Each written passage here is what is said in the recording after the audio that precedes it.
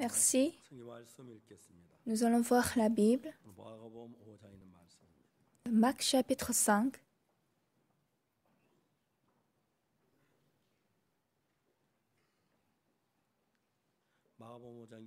Je vais lire Marc chapitre 5 à partir du verset 25.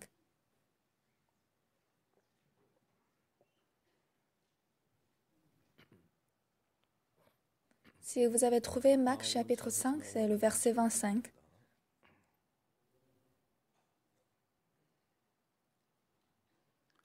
Si vous avez trouvé, je vais lire.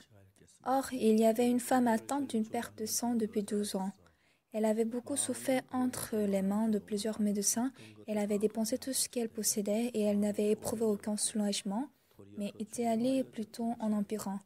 Ayant entendu parler de Jésus, elle vint dans la foule par derrière et toucha son vêtement. Car elle disait, « Si je puis seulement toucher ses vêtements, je serai guérie. » Au même instant, la perte de sang s'arrêta et elle sentit dans son corps qu'elle était guérie de son mal.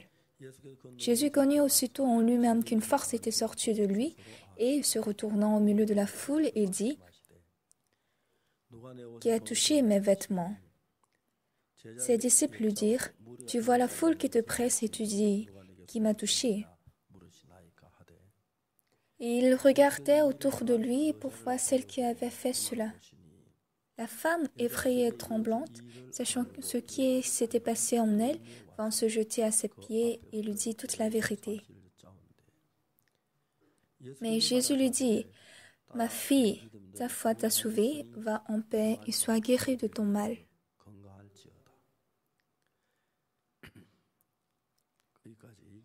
J'ai lu jusqu'ici. Oui, pendant que nous menons la vie de la foi, ce que Dieu nous a fait est très très grand. Mais juste vivre la vie, par exemple, nous cultivons, nous semons la semence et ça donne de bourgeons, les céréales sont mûres, nous cueillons des fruits, nous mangeons. Dans cette méthode de vie, soit nous avons obtenu un boulot et nous vendons quelque chose ou bien nous travaillons et nous sommes rémunérés. Et avec cette rémunération, nous achetons à manger, nous utilisons l'argent. Ça, bien que personne ne nous enseigne, nous sommes très habitués à ça. Mais le monde de la vie spirituelle, c'est très clair dans la Bible. Et comme c'est vraiment différent du monde que nous connaissons, nous vérifions par nos yeux et ce que nous voyons, que ça existe. Et si ça n'existe pas, ça n'existe pas. Ce qui est vivant, c'est vivant. Ce qui est mort, c'est mort. C'est cette vie que nous avons vécue. Mais le monde de la foi qui croit en Jésus-Christ, ce monde est vraiment différent de l'autre monde. Si nous pensons vaguement, c'est vague à l'infini. Mais lorsque nous apprenons un monde exact, c'est vraiment très exact. Quand j'avais reçu le salut, la vérité que je connaissais dans la Bible et avec ce qui se réalisait dans ma vie n'était pas du tout facile. Ça ne se réalisait pas facilement. Par exemple, si je n'avais pas d'argent ou de matériel, je prie à Dieu.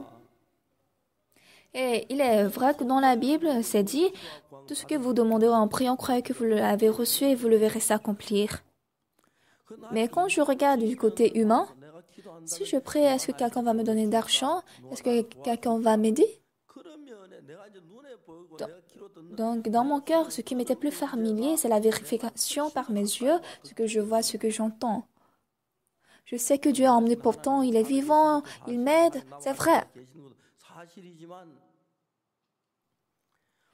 Mais l'appui de Dieu, Dieu qui m'assiste, et lorsque je vais acheter quelque chose, j'ai 1 000 € par exemple dans mon compte et je prends 200 € pour acheter un objet, cela m'était plus confortable dans mon cœur et c'était plus familier pour moi. Au lieu de prier à Dieu et d'obtenir quelque chose dans la vie, donc je pouvais voir que ça, c'était plus vague.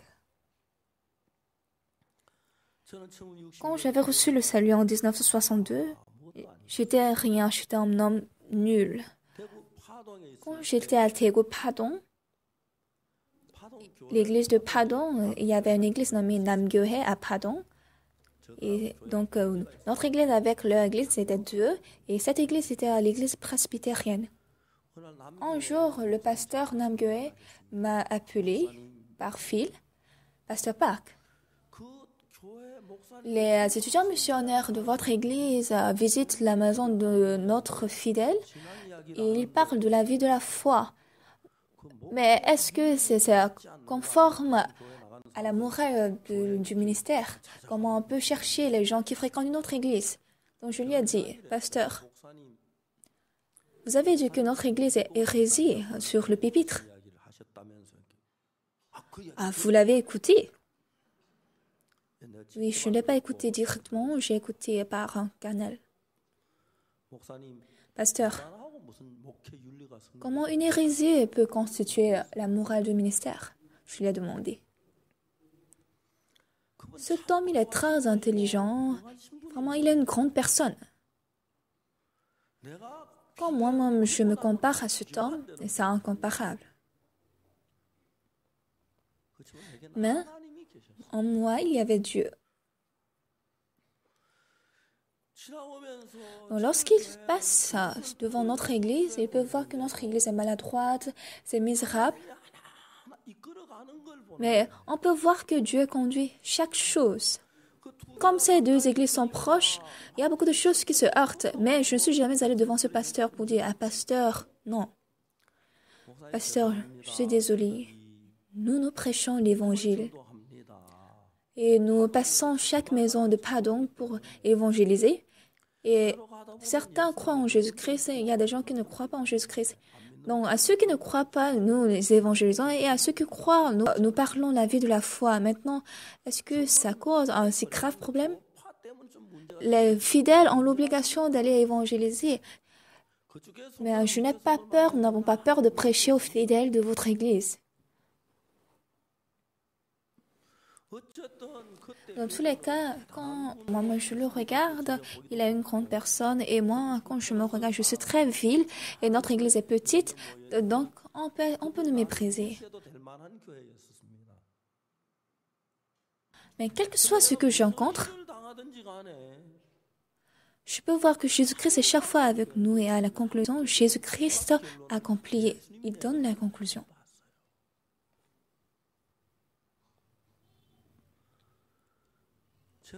Quand mon fils avait l'âge de se marier, j'avais pensé comme ça. Qui sera notre belle-fille dans notre maison?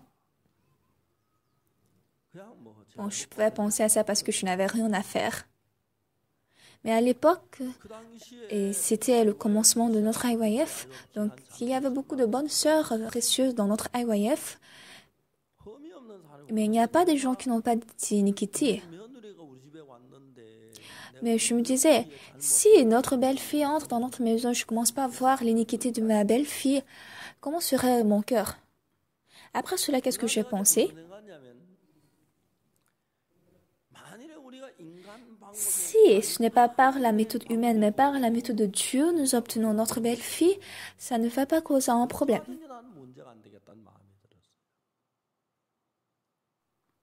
Donc, depuis ce jour, j'ai décidé dans mon cœur que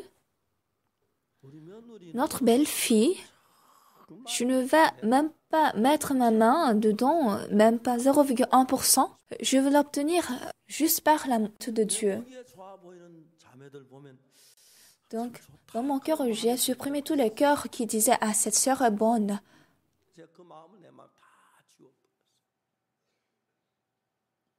Après cela, j'ai appelé ma femme. « Chérie, tu sais, j'ai eu ce cœur. Sur le sujet du mariage de notre fils Yongguk, toi, il ne faut même pas t'intervenir. Nous allons réellement obtenir la belle fille que Dieu va nous donner. » Et ma femme aussi, elle avait le même cœur. Ma femme aussi, quand on regarde la bonne sœur, elle est bonne. Elle m'a dit qu'elle avait eu un peu ce cœur. Mais ce que je suis très reconnaissant, que ma femme aussi, elle a vidé tout ce cœur. Et la troisième personne, c'est que j'ai appelé mon fils, Yongo, assois-toi.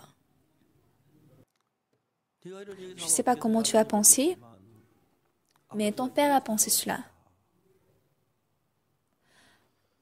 Moi, je voudrais que tu vis heureusement après ton mariage. Mais je pense que ta femme va beaucoup t'influencer.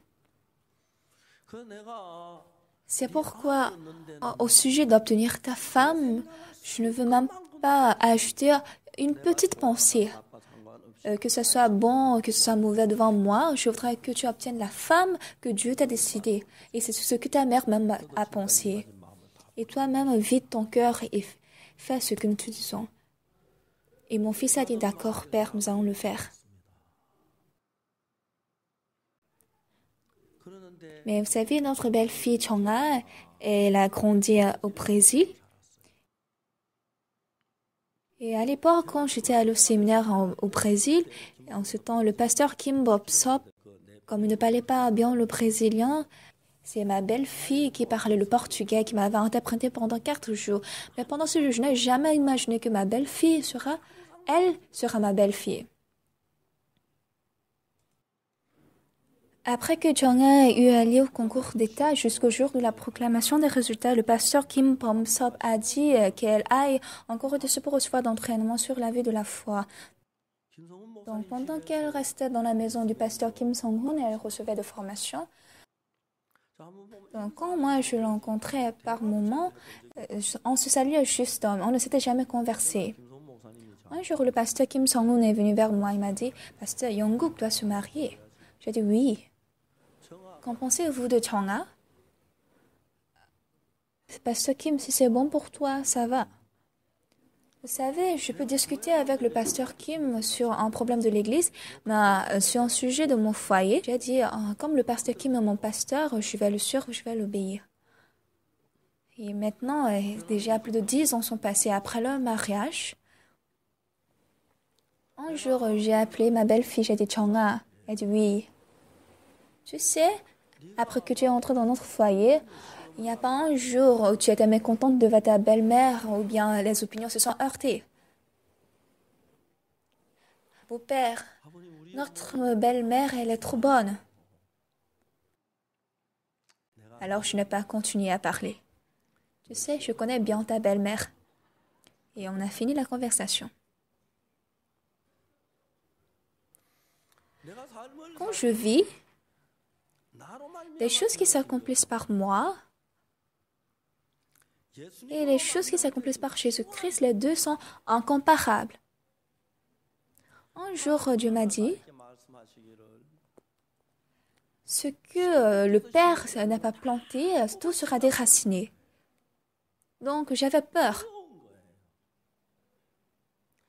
Bien que je sème et bien que je tends, si ce n'est pas Dieu qui a planté, il va tout déraciner.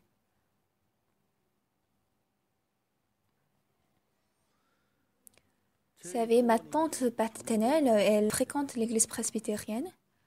Et quand elle me rencontre, elle me demande c'est combien le salaire d'un grand pasteur. Et elle m'a dit, tu sais, quand tu es pasteur et quand tu n'es pas pasteur, ces deux états sont différents. C'est lorsque tu es pasteur, les fidèles te considèrent, mais quand tu quittes ce ministère, tout le monde va te quitter. Donc tu dois acheter un immeuble, tu dois avoir de rémunération, de salaire mensuel. Ma tante est âgée plus d'11 ans que moi. Donc c'est moi qui connais mieux sur un immeuble qu'elle, comment une vieille peut connaître. Donc j'ai souri, je suis sortie de là. Mais en sortant, je pensais, je vieillis, mais dois-je préparer vraiment un immeuble, un appartement? Mais dans mon cœur, le Seigneur, tu prépares ta vieillesse? Donc j'entendais cette voix, et je pense qu'il allait le dire. Mais préparer sa vieillesse ne suffit pas à préparer un immeuble. Il faut préparer des milliers de choses. Donc j'ai tout laissé dans la main du Seigneur. Seigneur, je ne vais rien préparer pour ma vieillesse et que tu fasses tout. Ma femme, elle aime beaucoup ses petits-enfants. Donc à chaque fois que j'aille aux États-Unis, elle me demande d'argent parce qu'elle veut acheter des habits pour ses petits-fils. Mais jusqu'aujourd'hui, je n'étais jamais avare pour acheter des vêtements de mes petits-enfants. Et je suis avare envers ma femme ou moi. Mais ma femme, elle était vraiment très très heureuse. Moi, je vais aux États-Unis, je prends le vol et je vais comme si c'était ma maison voisine. Mais quand ma femme, elle y va, elle a toujours mal au corps partout. Mais quand elle veut voir son petit enfant, elle laisse tout et elle s'en va. Elle est si contente. Elle n'aime pas juste ses petits-enfants, c'est parce qu'elle aime son fils, sa belle-fille, c'est pourquoi elle aime ses petits-fils. Lorsque les gens pensent courtement et très courtement, et ce qui est vraiment temporaire, ce qui est devant leurs yeux, ils préparent des choses et entassent. Mais ça, c'est juste visible. On ne regarde rien vraiment clairement. Même lorsque nous entassons notre héritage, notre santé, tout ce qui marche bien chez nous, ce n'est rien. Si ça veut être ébranlé, ça peut s'ébranler dans un seul jour.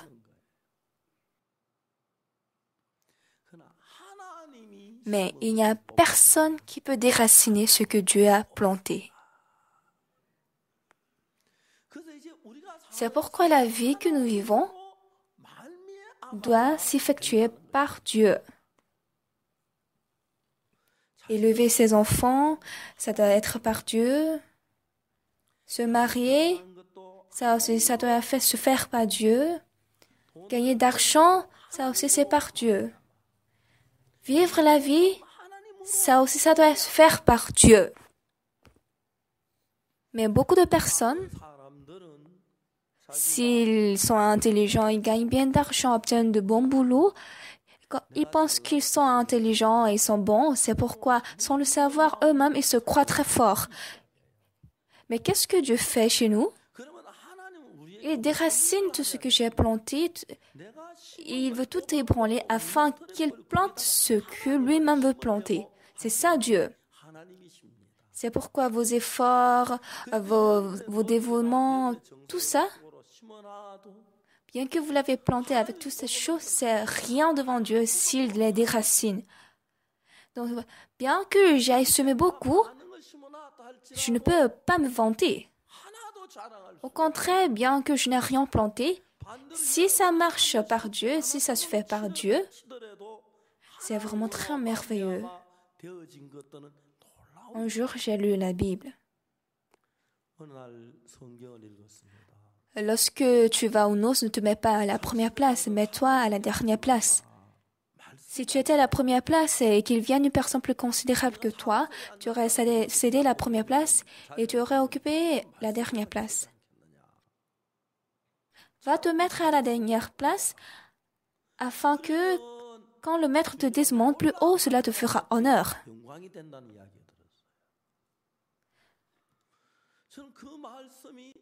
Après que cette parole est entrée dans mon cœur,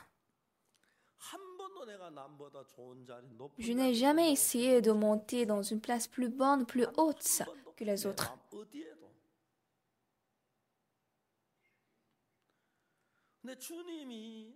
C'est lorsque le Seigneur me dit de monter, c'est ça qui est parfait.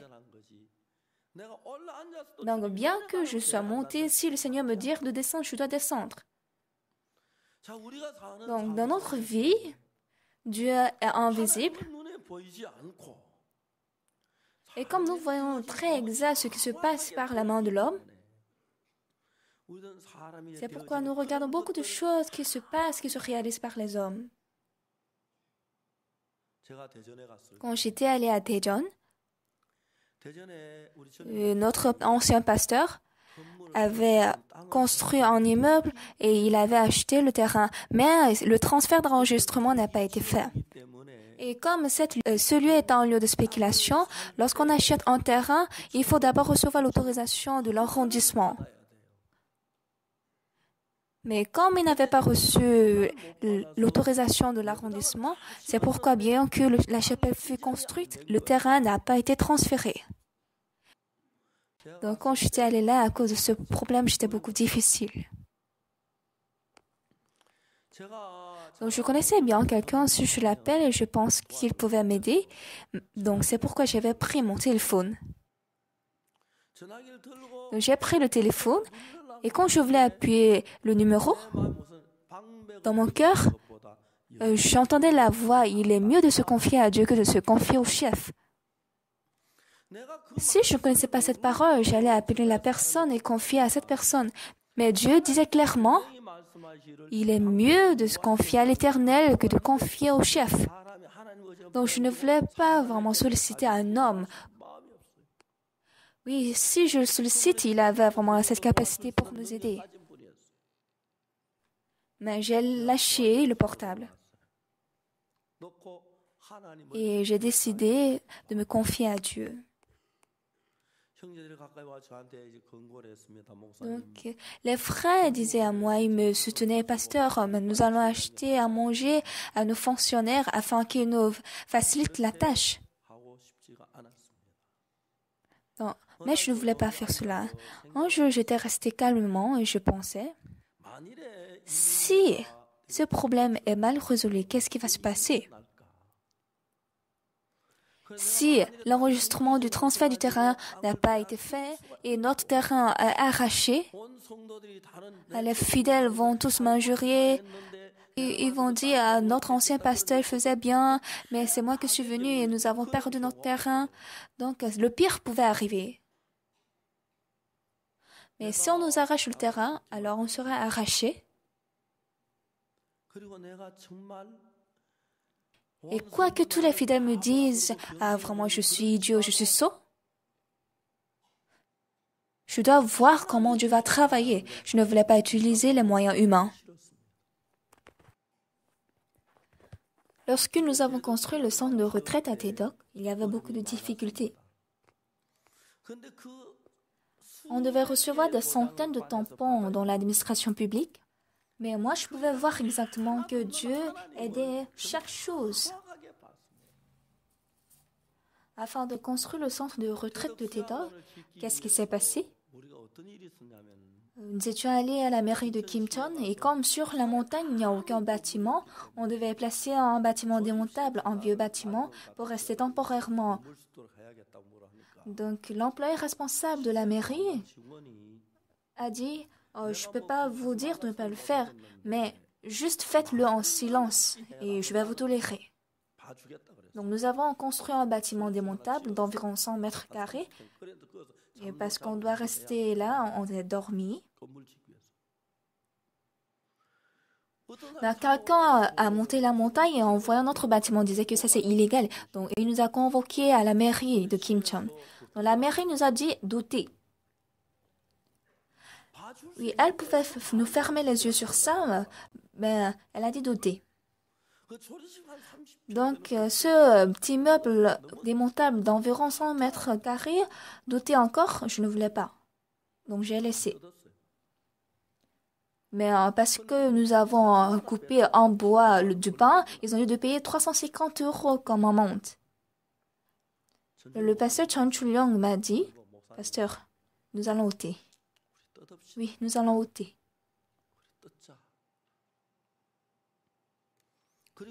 Ensuite, on avait payé 350 € pour amende. Mais qu'est-ce qui s'est passé encore? En ce temps, j'étais en train de donner des études bibliques dans la prison de Suwon et beaucoup de meurtriers ont reçu le salut et ils sont rentrés dans notre église. Donc, durant ce week-end, il y avait quelqu'un seulement qui n'avait pas reçu le salut, mais il nous a suivis.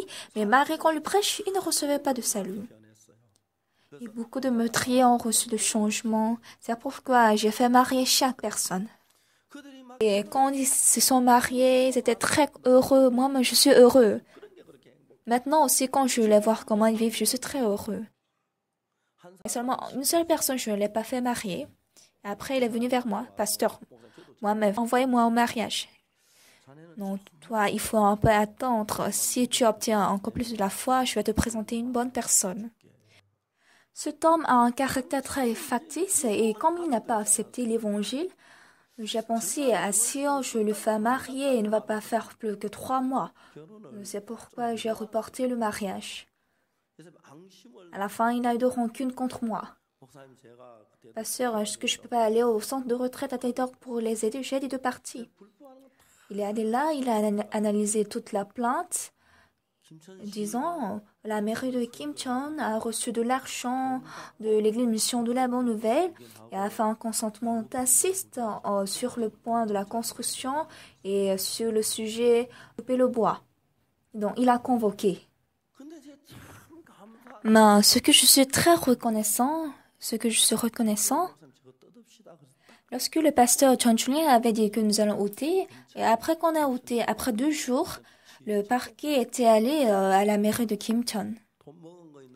Je sais que vous avez pris d'argent, avouez, on n'a pas fait. Non, je vous ferme les yeux, dites-moi. Non. Je sais que vous avez pris d'argent, nous n'avons pas pris. Vous avez des archives sur l'émission de la Bonne Nouvelle? Oui. J'ai écouté qu'ils ont construit un immeuble illégalement. Ah oui, il y en a. J'ai écouté qu'ils ont coupé d'arbres. Oui. Comment vous avez arrangé cette situation? Nous avons démoli l'immeuble illégal et ils ont montré les photos avant la démolition et après la démolition, ce que nous avons rapporté entre-temps. Les 350 € que nous avons payés comme amende. Donc, comme ils ont vu que la mairie n'a pas pris d'argent, le parquet est retourné chez lui. Et après cela, lorsque notre frère va à la mairie pour donner des dossiers, l'employé dit « Ah, Église Mission de la Bonne Nouvelle, c'est à cause de vous, j'ai failli être ôté de ma place, de ma position. » Donc, il était si reconnaissant parce que nous avons ôté l'immeuble. Donc, après cela, quand il y a des dossiers, il nous tamponne vraiment beaucoup de dossiers. Et je peux voir que bien que je ne leur ai jamais acheté un déjeuner, Dieu m'aidait à chaque chose. Jusqu'à présent dans ma vie, lorsque je vois tous les travaux de Dieu dans ma vie, c'est vraiment trop merveilleux. Mais en face du travail de Dieu, c'est parce que je suis pasteur, je peux me démener dans les affaires. Ça, c'est un acte très réfléchi. Jusqu'à aujourd'hui, pendant que j'ai vécu avec Jésus-Christ pendant 5 ans, je ne sais pas comment les autres vont me voir, mais dans ma vie, Dieu était vivant et il m'aidait pour chaque chose, il conduisait chaque chose et c'est très reconnaissant. Lorsque je pense à mes jours passés, chaque chose, et jusqu'aujourd'hui, je n'ai jamais offert un café aux fonctionnaires, ni donné 1 euro, ni acheté un déjeuner pour eux. Mais toutes ces choses, Dieu m'a donné la grâce afin qu'il accomplisse tout cela. Un jour, j'ai demandé à notre frère, tu iras à l'arrondissement et le terrain qu'on doit transférer reçoit l'autorisation du commerce de ce terrain. Et le frère était allé. Il était allé. Mais le frère qui allait, je l'ai appelé. J'ai dit, frère, viens ici. N'utilise jamais un moyen, une méthode humaine pour ce problème. Parce que ce frère, sa tête tourne très bien. Moi, vraiment, je voudrais accomplir ça par Dieu.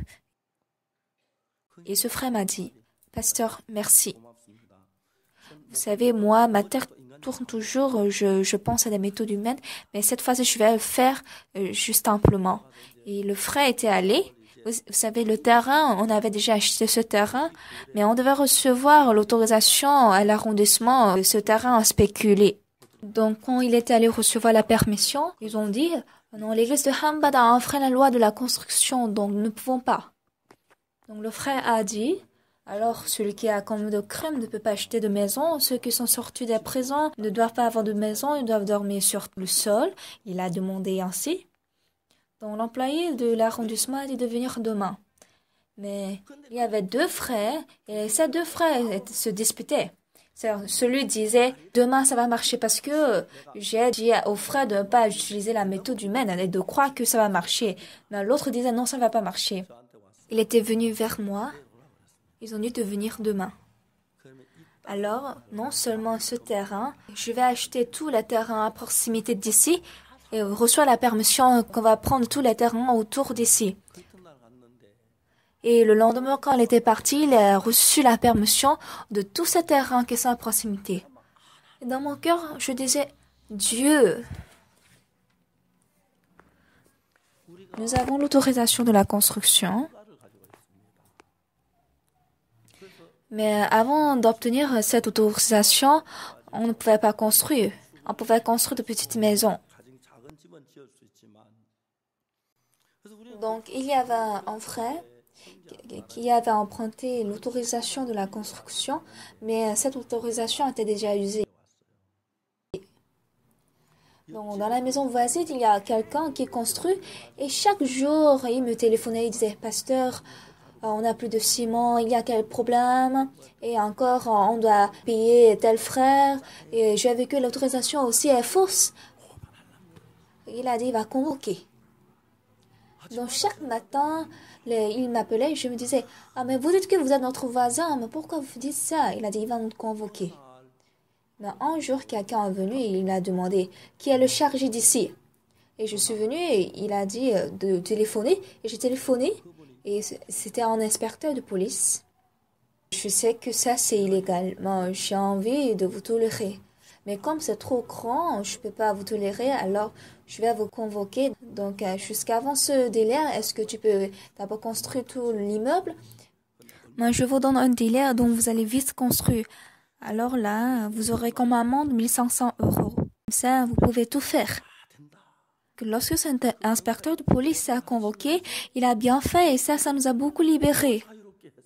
Comme il a dit, avec 1500 € tu vas marcher, donc nous avons tout construit. Le lendemain, la maison derrière nous avait appelé qu'elle va nous convoquer. J'ai dit, ah mais nous sommes voisins, pourquoi? Elle dit, non, votre église, la poussière de ciment vient sur nous, vraiment nous avons beaucoup de dommages à cause de vous.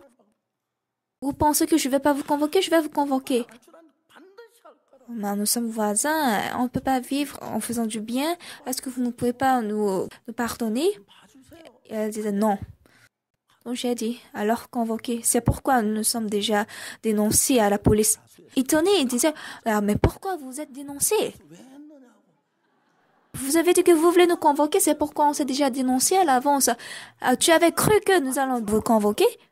Ah, si tu ne voulais pas nous convoquer, pourquoi tu as dit que tu vas nous convoquer?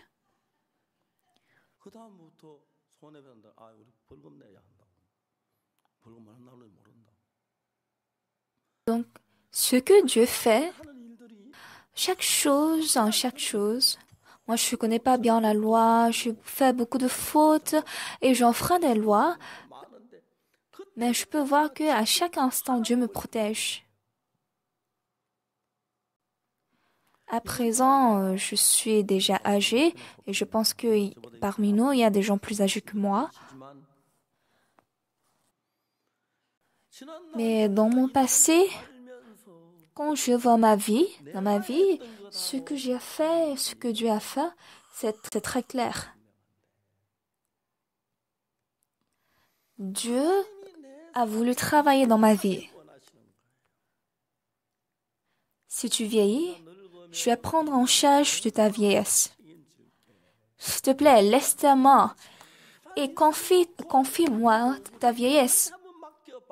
Donc, à chaque fois que je lis la Bible, Dieu me parlait comme ça.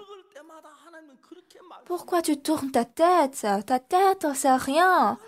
Il y a Satan au-dessus de ta tête. Donc, bien que tu tournes la tête, si Satan te mêle les affaires, c'est pourquoi tu vas tomber. Donc, je dois te faire. Bien que tu sois intelligent, c'est inutile. Élever les enfants. Franchement, en élevant mes 2 enfants, ces enfants me sont très précieux. Mais j'ai pensé vraiment ne pas me mêler pour élever mes enfants. Dieu, notre Yongguk a 2 pères. L'un, c'est le Père Dieu et un, c'est moi. Dieu, je l'appelle fils et mon fils m'appelle père. Mais dans mon cœur, j'ai déjà démissionné d'être père de Jungkook. Dieu, conduisez mon fils toi-même. Donc, en élevant mon fils et ma fille, la plupart des choses, je pouvais les soutenir. Mais comme mes enfants me sont très précieux, je ne pouvais pas vraiment toucher la vie de mes enfants à ma guise. Donc j'avais très peur. C'est Dieu seul qui doit diriger mon fils. Si moi je le fais, c'est sûr que je peux commettre d'erreurs. Quand mon fils était entré dans l'armée, quand on m'avait appelé, Jungkook était entré dans l'armée quand il avait 26 ans, donc comme il est rentré tardivement, ce sera difficile. C'est pourquoi il a dit on doit chercher des moyens pour le mettre dans la troupe de l'arrière. Donc, je l'ai reproché. Mon Jungkook, c'est Dieu qui va le conduire. Frère, est-ce que tu es mieux que Dieu? S'il te plaît, laisse. Délaisse. Je ne veux pas le faire. J'ai laissé, je confie dans la main de Dieu. Donc, quand mon fils était rentré dans le centre de formation de Nonsan, il avait 26 ans et le jour quand il était rentré, il avait fait un examen, c'était un examen d'anglais et il était premier. Pourquoi? Parce qu'il avait étudié l'anglais aux États-Unis, donc c'est normal qu'il soit premier. Le commandant de la brigade spéciale a appelé le centre de formation de Nonsan, tel jour, tel mois, ceux qui sont entrés dans l'armée, après l'évaluation, celui qui est premier, vous allez l'amener vers moi, parce qu'il avait besoin d'un secrétaire qui parle anglais. Jungkook, après qu'il ait terminé l'entraînement à la formation de Nonsan et après avoir reçu l'éducation de la brigade spéciale, ce jour où il devait aller, l'autre secrétaire avait fini l'armée, donc il est parti pour le remplacer. Mais si on l'avait amené à la troupe de l'armée, qu'est-ce qui serait passé? C'est très risquant. Donc, après que Jungkook soit allé à la brigade spéciale, je pouvais voir exactement que Dieu faisait chaque chose et c'est selon lui que ça s'accomplissait. Un jour, quand Jungkook était un soldat de première classe, un samedi soir où le vétéran n'était pas là, il n'y avait personne, juste un soldat qui gardait la chambre du commandant. Et un soldat supérieur a pris le téléphone du commandant et a discuté en anglais avec une demoiselle membre du comité coréen résidant au Japon qui soutient la Corée du Nord. Et maintenant, cet échange a été saisi par la sécurité de communication au nom du commandant. Donc le commandant était très furieux. Qui a appelé cette demoiselle au Japon en anglais? Donc, le commandant avait 5 secrétaires et qui pouvait parler en anglais? C'est seulement Jungkook. Donc, tout le monde disait que c'est Jungkook. Appelez Jungkook. Et Jungkook lui-même, il sait qui avait échangé avec cette demoiselle. Mais il ne pouvait pas dire la vérité. Pourquoi tu l'as appelé? Je ne l'ai pas fait. Pourquoi tu mens? Amène-le dans la prison. Vous savez, dans l'armée, si un commandant dit d'aller en prison, on doit l'amener directement en prison. Donc cette nuit-là, pendant toute la nuit, Jungkook a prié devant Dieu. Donc le lendemain, pour aller, il a fait ses bagages, donc il voulait signaler. Et il y a un chef d'état-major sous le commandant qui a une étoile. Et Jungkook a dit, j'ai reçu l'ordre d'aller en prison.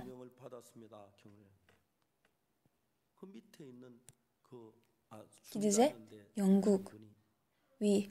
Tu n'as pas vraiment téléphoné? Non. Ton père est pasteur? Oui. Est-ce que tu peux jurer au nom de ton père que tu ne l'as pas appelé? Oui. Tu crois à Dieu, n'est-ce pas? Oui. Est-ce que tu peux jurer au nom de Dieu que tu n'as pas appelé? Oui. Et rassemblez-vous tous les secrétaires. Est-ce que tu as vu que Jungkook a téléphoné? Non, on n'a pas vu. Le chef d'état-major a dit au commandant, « Commandant, c'est vrai que Jungkook n'a pas téléphoné. » Non, chef d'état-major, c'est toi qui ne connais pas, c'est lui qui l'a fait. Au secrétariat, personne n'a vu que Jungkook a téléphoné à cette dame. Ah bon? Et rassemblez-vous tous les secrétaires. Et tu n'as pas vu? Tu n'as pas vu? Tu as vu? Tout le monde a dit qu'ils n'ont pas vu. Alors pourquoi vous avez dit que c'est Jungkook qui l'a fait? Parce qu'il parle anglais. Et les gars ne va pas en prison.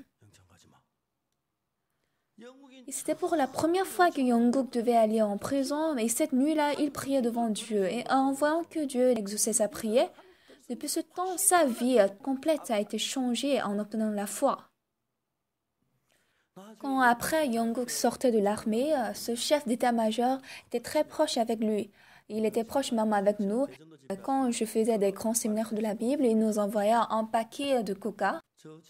Vous avez beaucoup souffert de garder notre Jungkook, c'est naïf.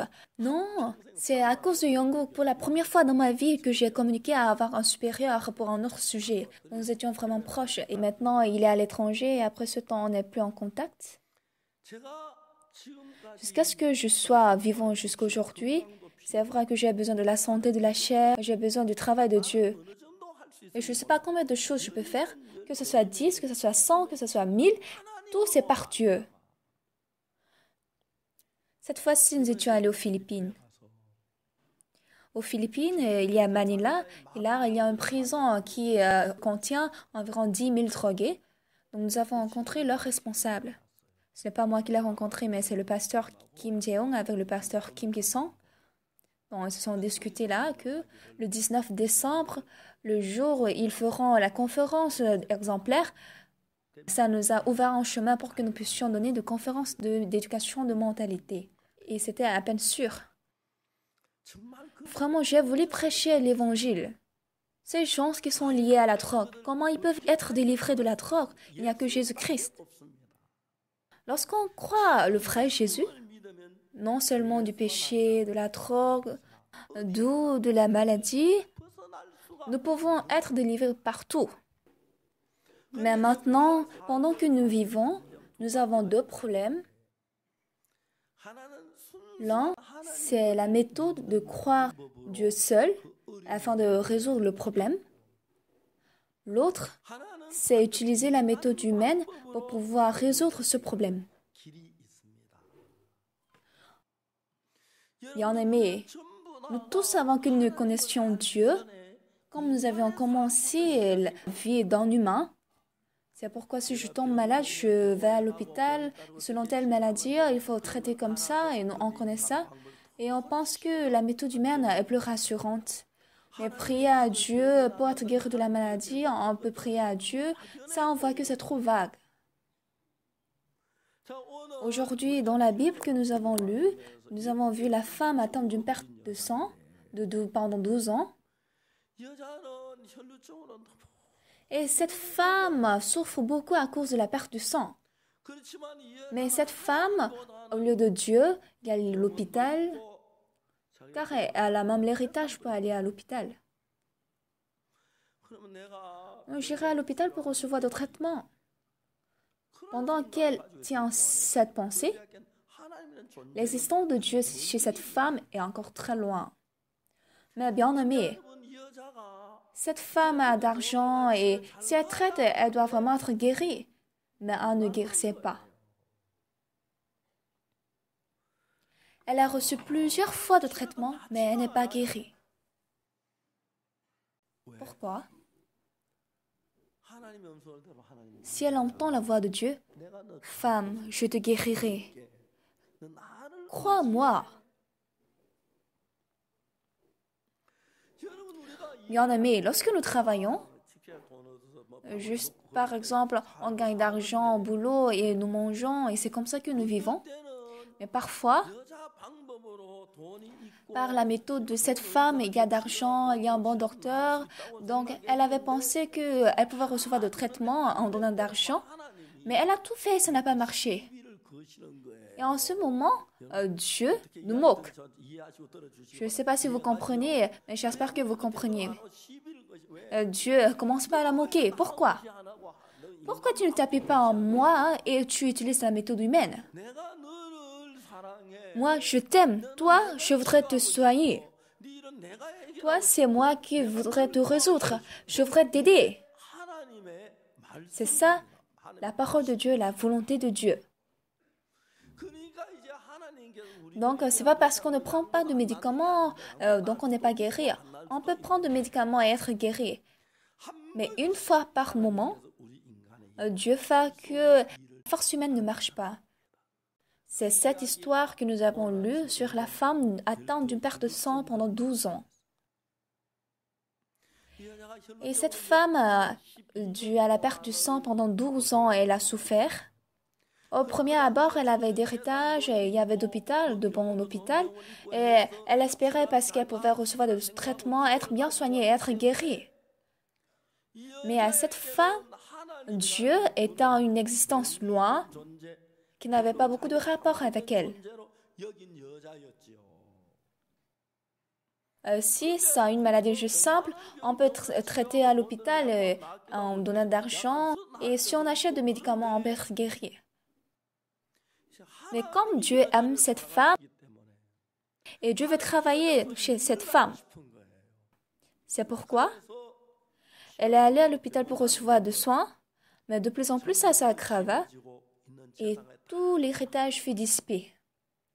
Elle n'a plus d'argent pour soigner, elle n'a plus d'hôpital à aller. Bien qu'elle aille à l'hôpital, elle n'est pas guérie. C'est pourquoi elle est très très difficile. Cette femme utilisait les méthodes humaines qui étaient possibles. Même comme à présent il n'y a plus d'argent et même le docteur n'arrive pas à la soigner, il y avait une méthode qui ne marche pas par la méthode humaine. Aujourd'hui, beaucoup de personnes vivent la vie de la foi, mais comme Dieu et nous sommes très éloignés, on pense que moi je peux bien faire, mais Dieu ne peut pas bien faire. Donc nous avons ce cœur. Au contraire, Dieu même a la même pensée. Ce que je fais, ça marche, mais ce que tu fais, ça ne marche pas. C'est ce qu'il dit.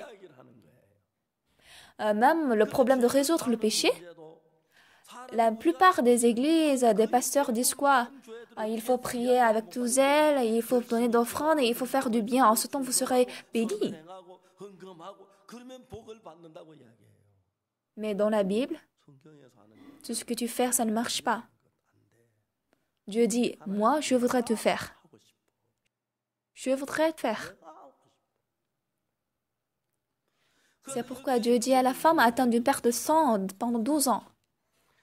Laisse-moi, moi je vais faire.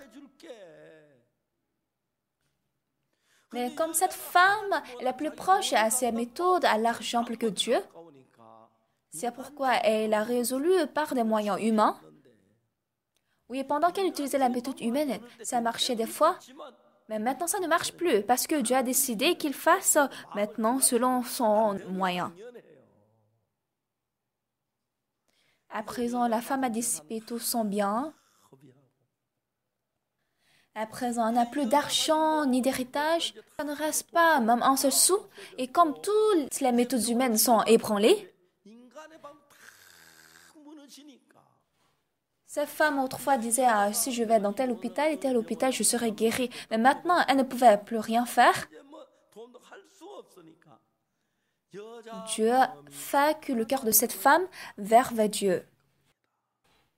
Les frères et sœurs bien-aimés, nous sommes nés hommes et nous avons vécu selon les moyens humains. Mais bien-aimés, nous sommes différents des hommes ordinaires du monde. Nous nous appuyons en Dieu et nous regardons Dieu et Dieu nous apprend comment se dépendre en lui. C'est pourquoi, bien que vous pensiez que vos moyens sont possibles, délaissez vos moyens et Dieu vous conduire afin qu'il fasse selon cette méthode. C'est pourquoi moi, toutes les choses que j'ai confrontées jusqu'aujourd'hui, chaque chose, j'ai appuyé sur Dieu exactement et lorsque j'ai contemplé Dieu, j'étais très reconnaissant en voyant comment Dieu accomplissait exactement chaque chose. Cette fois-ci, nous étions allés au concours Jamboree aux Philippines et nous avons rencontré un maire de Tacum aux Philippines. Et le beau-frère de ce maire, il était venu l'autre fois à notre grand séminaire de la Bible à Séoul et il a reçu le salut. Et il était très content. Donc, à chaque heure, il rapportait tout ce que nous faisions ici aux Philippines au maire.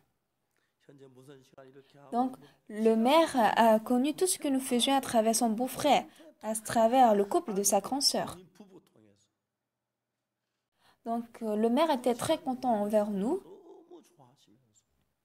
Et comme il y avait là une conférence des leaders chrétiens à l'hôtel, j'ai écouté qu'aux Philippines, à ce genre de cérémonie, il faut forcément donner à manger aux convives. Donc, pour donner le manger, il y avait environ 600 sièges, mais l'hôtel a dit on ne peut pas donner à manger aux plus de 200 personnes. Donc, on ne pouvait que recevoir 200 personnes. Donc, il y avait 200 personnes et on a reçu environ quelques dizaines de personnes. Et ce jour-là, nous avons prêché l'évangile et les pasteurs étaient très, très contents. Après cela, il y avait une réunion des hommes économiques aux Philippines et j'ai donné des messages. Eux-mêmes, ils étaient très contents. Ensuite, les addicts à la drogue aux Philippines qui se sont dénoncés et qui sont maintenant rentrés dans le civil, nous les avons mobilisés et il y avait environ 1200 personnes qui s'étaient réunies. Et là même, j'ai encore prêché la parole. Et la mairie était vraiment contente de nous. Donc, nous avons eu l'occasion de donner de la formation aux addicts de la drogue. Et après, s'il y a la conférence exemplaire et s'ils réussissent à l'examen, maintenant, nous pouvons les enseigner par la parole à ces addicts de la drogue et les changer. Et c'est une occasion pour leur donner du salut. Donc, dans l'avion, en revenant au pays, j'étais vraiment heureux. Je suis âgée. Un jour, j'ai vu que David est mort à l'âge de 10 ans. Moi-même, après quelques jours, à l'âge coréen, j'aurai 15 ans. Si je meurs l'année prochaine, ça veut dire que j'ai vécu plus de 5 ans que David. Mais David, quand il avait déjà 10 ans, il était toujours couché. Et comme David n'avait pas de la force, Adonijah disait qu'il voulait devenir roi lui-même. Donc quand je vois ça, à la fin, David n'a pas pu continuer bien la politique. Donc comparément à David, je vois que je suis vraiment en bonne santé. Si possible, je ne sais pas si je peux vivre jusqu'à 100 ans. Les étudiants d'IOF me disent vivez jusqu'à 100 ans, jusqu'à 150 ans. Mais si vraiment je vis jusqu'à cet âge, tout le monde va s'évanouir. Lorsque je vis devant le Seigneur, ce n'est pas ma méthode, mais c'est la méthode du Seigneur qui est très paisible et très heureuse. C'est avec ces yeux que je regarde les fidèles de l'église Mission de la Bonne Nouvelle de l'église de Gangnam.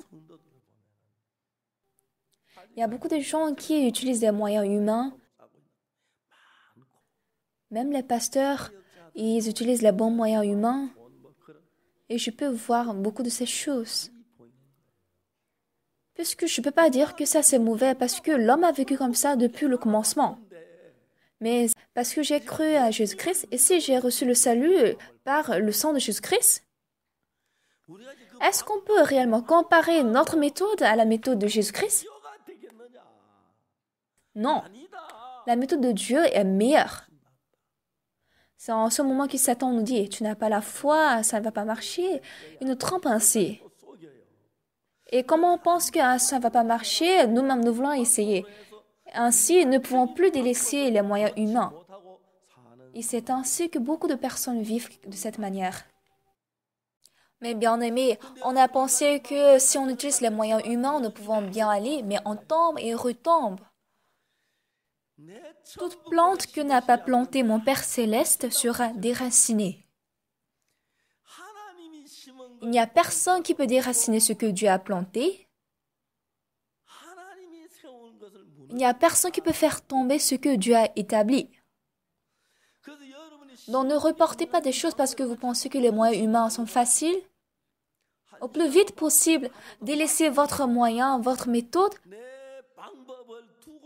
et intéressez-vous à la méthode de Dieu et lisez la Bible et cherchez cette méthode.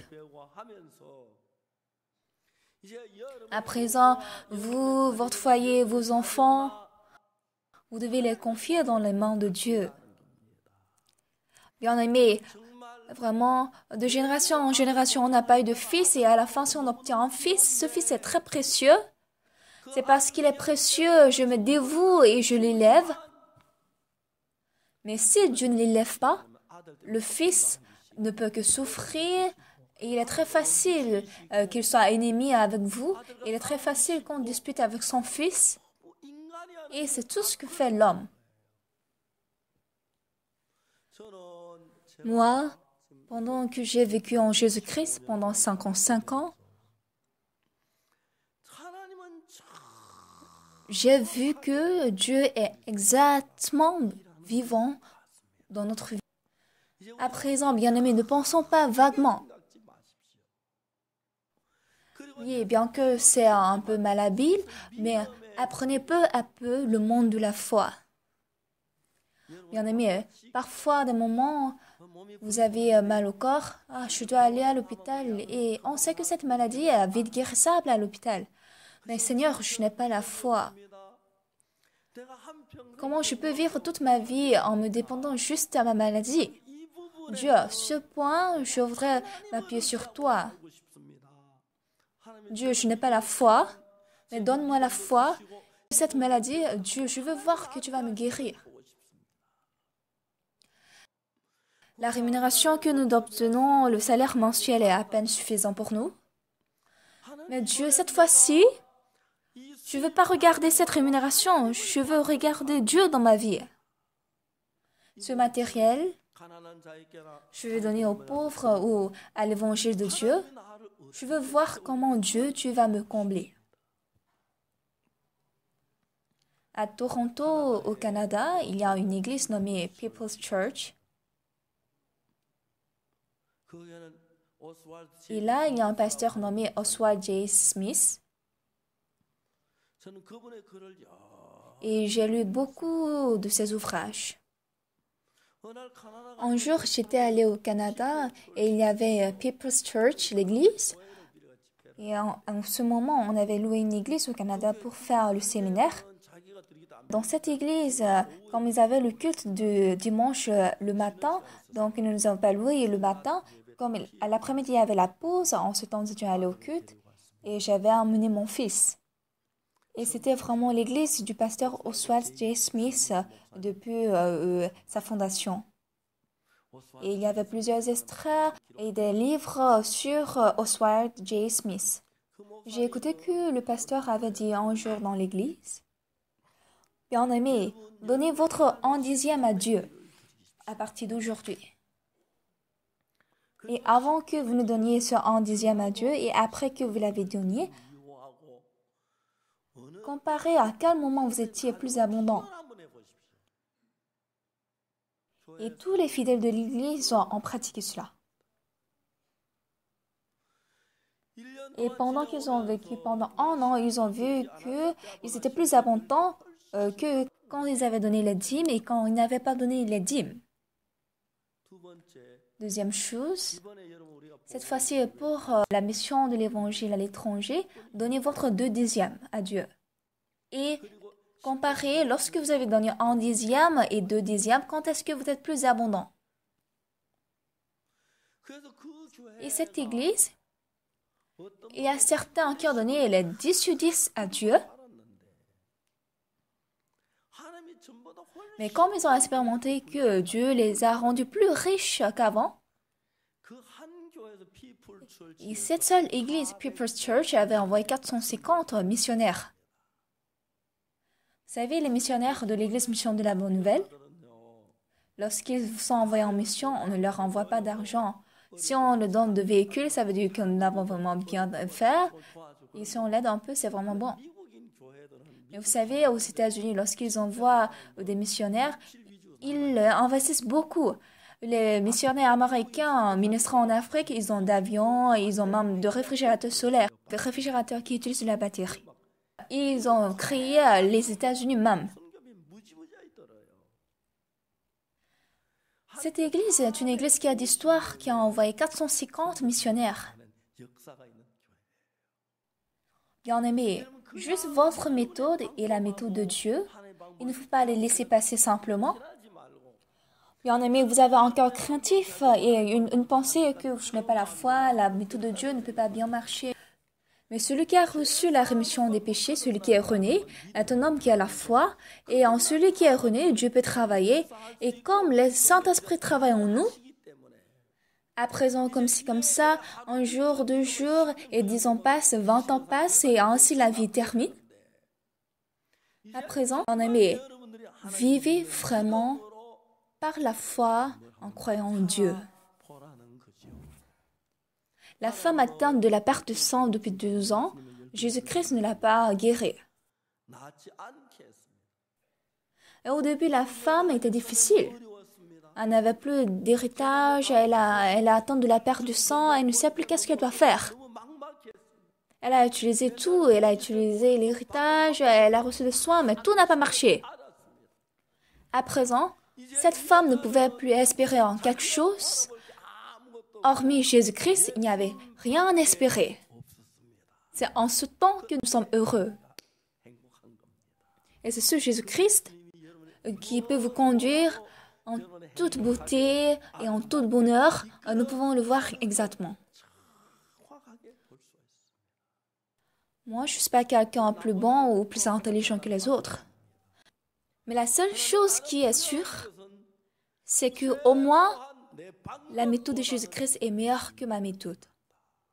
Au moins, ce que Jésus-Christ fait est mieux que ce que je fasse. Donc, lorsqu'on passe à peu près, nous évitons les situations, les charges, mais si nous raisonnons, il n'y a rien qui est plus précieux de croire en Jésus-Christ. Et nous avons à peine reçu la rémission des péchés, mais beaucoup de personnes vivent à présent selon leurs moyens.